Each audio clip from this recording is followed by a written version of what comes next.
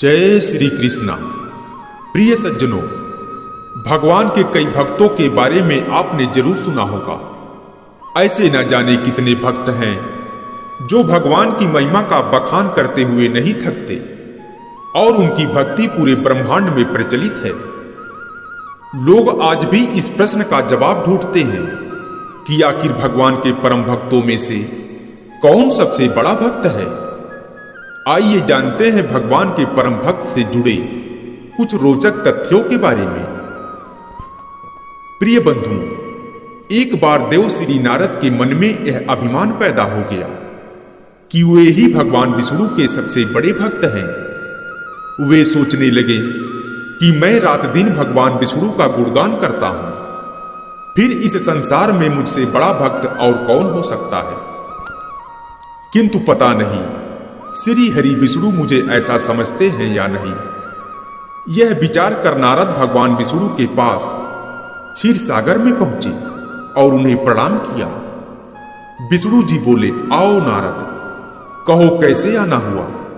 नारद बोले, भगवान, मैं आपसे एक बात पूछने आया हूं। भगवान विष्णु बोले, नारद, मैं तुम्हारे मन की बात जानता हूं, फिर भी तुम्हारे मुंह से सुनना चाहता हूं। नारद ने कहा, भगवान, मैं जीवन भर आपका गुणगान करता रहा हूं, पल पल हर क्षण मुझे बस आपका ही ध्यान रहता है। आप मुझे यह बताएं कि क्या मुझसे भी बड़ा आपका कोई अन्य भक्त है इस संसार में। भगवान विष्णु समझ तो पहले गए थे कि नारद को अपनी भक्ति पर अभिमान पैदा हो गया है, किंतु अपने मन की बात छुपाकर वे बोले, नारद, इस प्रश्न के लिए तो तुम्हें मेरे साथ मृत्युलोक चलना पड़ेगा। नारद बोले, ठीक है भगवान, मैं मृत्युलोक चलने के लिए तैयार हूं। भगवान विष्णु नारद को लेकर मृत्युलोक चल पड़े। धरती पर पहुंचकर दोनों ने किसान का भेष धारण किया और एक गांव के किनारे बनी एक झोपड़ी की ओर चल पड़े। विष्णु जी बोले, नारद, मेरा एक बहुत बड़ा भक्त यहां इस कुटिया में रहता है। नारद जी ने कहा, आश्चर्य है, क्या मुझसे बढ़कर भी किसी की भक्ति हो सकती है? क्या वह भी मेरी तरह आपका ध्यान लगाए रहता है? आओ नारद, अभी तुमको स्वयं आभास हो जाएगा, विष्णु जी ने कहा और उस कुटिया की ओर बढ़ गए। किसान उस समय कुटिया के बाहर अपनी गाय को बांध रहा था। उसके मुख से हरि हरि गोविंद का स्वर निकल रहा था। भेषधारी विष्णु ने उसके निकट जाकर नारायण नारायण कहा तो किसान ने विनती स्वर में पूछा, आप कहां से आए हैं बंधु? मेरे लिए कोई सेवा हो तो निसंकोच बताइए। भेषधारी भगवान विष्णु ने कहा, हम नगर जा रहे हैं, पर अंधेरा गिरने लगा है। वन में जंगली पशुओं का डर है, इसलिए रात भर आश्रय चाहते हैं। किसान ने प्रसन्न भाव से कहा, मेरी कुटिया में आपका स्वागत है बंधु, और जो रूखा सूखा घर में है आपके लिए हाजिर है। भगवान ने मुझे आप लोगों की सेवा करने का अवसर दिया है, बड़ी कृपा हुई उनकी।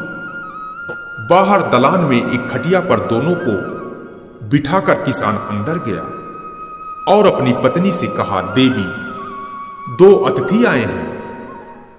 किसान की पत्नी उस समय अपने बच्चों को भोजन परोस रही थी। धीरे से आटे का बर्तन देखती हुई बोली, घर में इतना सा ही आटा है और ये बच्चे और भोजन मांग रहे हैं। किसान बोला, कोई बात नहीं, हम अतिथियों को भरपेट भोजन कराएंगे। तुम बच्चों को आज कुछ और बनाकर खिला देना। नारद और भगवान विष्णु ने उन दोनों का सारा वार्तालाप सुना, फिर भी परीक्षा के लिए भोजन की थाली पर बैठ गए।